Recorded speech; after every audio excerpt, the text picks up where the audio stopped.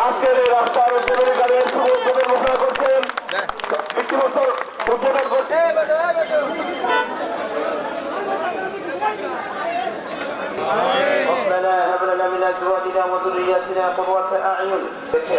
আল্লাহ আজকে সড়ক উদ্বোধন উপলক্ষে আল্লাহ আজকে একজনকে আল্লাহ